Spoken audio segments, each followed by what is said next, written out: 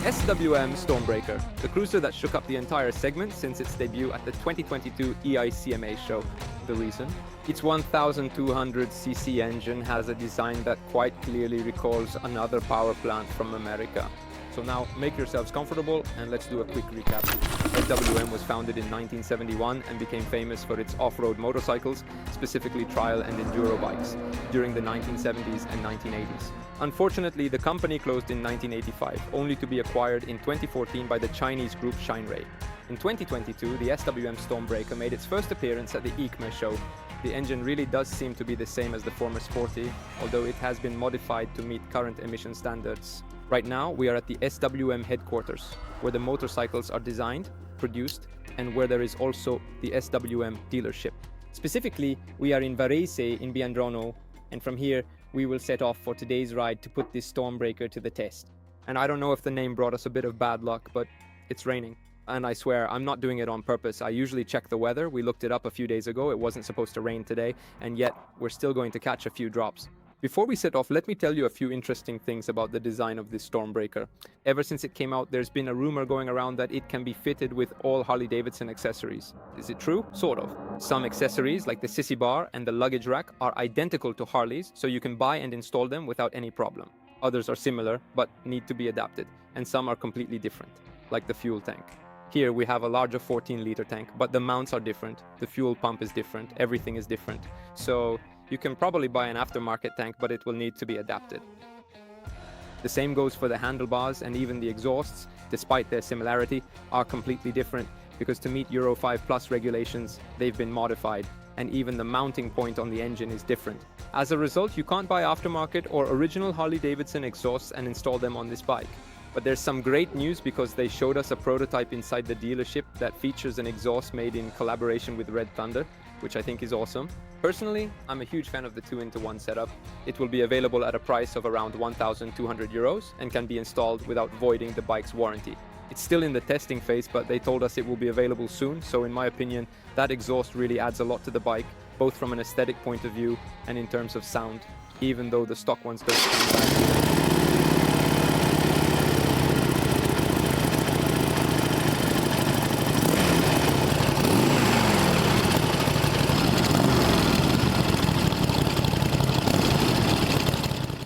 Other features that characterize this model include the round TFT instrument cluster, which is very simple, easy to read, with a flashy animation when you turn it on, which I appreciated, and a modern LED headlight, giving it a fairly modern and aggressive look. And I'll finish with the screws, which are all metric and not in inches. 1, 2, 3, if you wanna be free, if you're stuck in the town or you're down in the city. And with the bike nice and filthy after these first kilometers riding the Stormbreaker in the rain, let's talk about the engine. As previously mentioned, it's a 45-degree V-twin, 1,200 cubic centimeters, 4-stroke, air-cooled, Euro 5 Plus compliant, with a maximum torque of 91 Newton meters at 4,000 RPM. Speaking of the chassis, the backbone of the Stormbreaker is a double cradle frame made of steel tubes.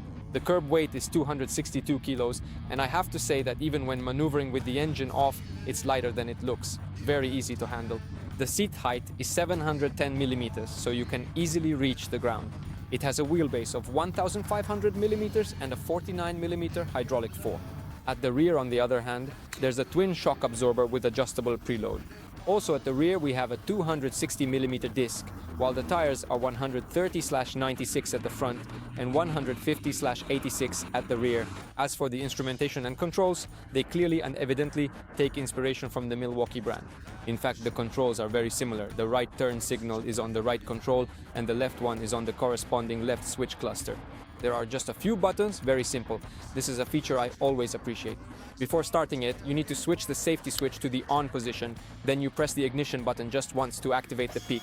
By the way, I've already tried it for a few kilometers, and even though it's not super sunny today, I have to say the instrumentation is very visible.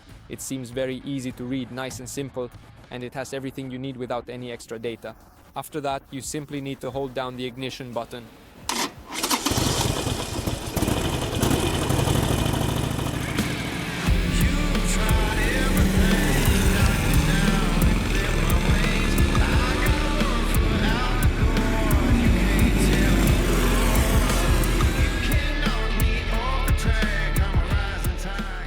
go for quite a few more kilometers along the scenic shores of Lake Maggiore, and as you can clearly see, poor Stormbreaker is absolutely filthy now.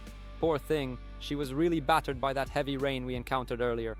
Anyway, in any case, these kilometers allowed me to understand a bit better how the engine behaves, this 1200, and I have to say I liked it both because in terms of character, it has nice vibrations, nice pulses. When you're stopped at a traffic light, the bike vibrates, it moves, you can feel that it's alive. And this is a detail that I always appreciate on motorcycles. Vibrations that you feel at high engine revs, mostly on the foot pegs rather than the handlebars. I don't consider them to be annoying vibrations, but rather they highlight the character of this bike. As for the riding experience, I found it to be an engine with good torque, but it doesn't all come at once, it spreads out a bit over the rev range. The tachometer shows a torque that still gives a pleasant push. It takes you out of corners smoothly, especially on the gentle curves we rode today along Lake Maggiore. I can see myself here even in the summer, maybe when it's hot with better asphalt. It can definitely give you great satisfaction. By the way, I also tried to put it under a bit of stress. I tried using higher gears while keeping the revs low, and it still manages to pick up the throttle. It does a bit of juddering, but it can still climb back up the revs smoothly. So even from this point of view, I liked it and appreciated it. I hope you'll forgive me for the state of this bike's engine after today's ride, but after all, here at Red Live, we really do put the bikes to the test. Anyway, I wanted to make a small aside about the gearbox because on one hand I liked it, since it has very crisp shifts, just the way I like them. They're like rifle shots when you engage a gear. And from this point of view, I like it. It further emphasizes the character of this bike, raw and beautiful. At the same time, sometimes I found it a bit too stiff. I would have liked it to be just a little softer.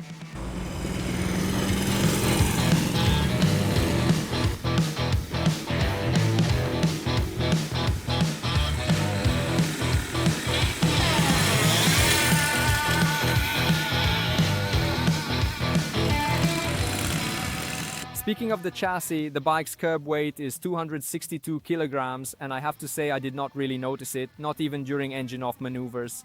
The bike felt quite light to me, thanks as always in this segment to the low center of gravity. And even while riding, I found it to be quite agile.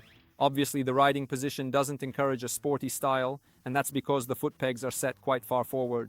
Moreover, at SWM they explained to us that, for now, it's not possible to install the foot pegs in a central position, but they're working on it, so a kit that moves the foot pegs further back could be available soon, allowing you to choose between forward or central foot peg positions based on your preferences. Personally, I would set them to the central position to have better control over the bike, but in any case, it's not uncomfortable. The riding position is like this.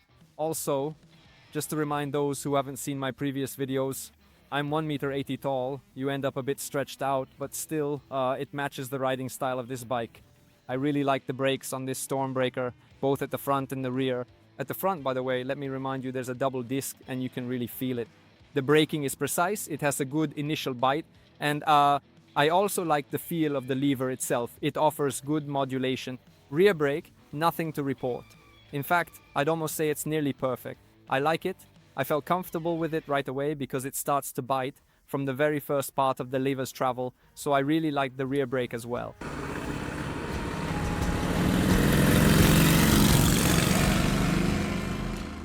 Moving on to the handlebars, I also want to highlight the perceived quality of the materials on this bike because, among other things, there is an almost total, if not complete, absence of plastic. So this definitely deserves applause for SWM, who have truly done an excellent job.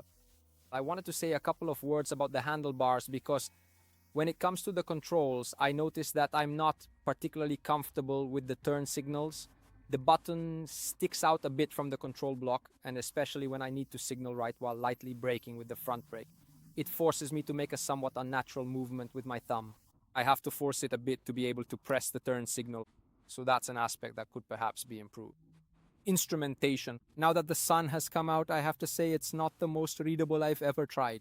The simplicity of the instrumentation itself, with just a few pieces of information displayed, does help. But still, with full sunlight like we have now, it's not very clear. I think it could be improved. The tires that the Stormbreaker is equipped with are CSTs, which I haven't gotten along with particularly well. It's true that today we really put them to the test because the asphalt wasn't in great condition. It was wet and it was cold, so let's say that the road grip wasn't the best to begin with. These tires didn't give me much confidence.